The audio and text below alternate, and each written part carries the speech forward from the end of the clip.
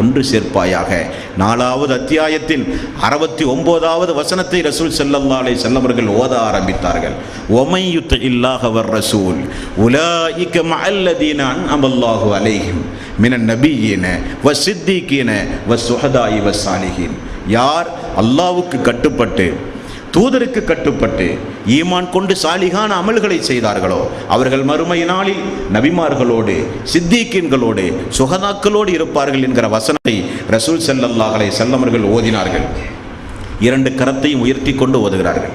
நான் எனது காதை ரசூலுல்லாஹி ஸல்லல்லாஹு அலைஹி வஸல்லம் உதட்டுக்கு அருகிலே கொண்டு சென்றேன்.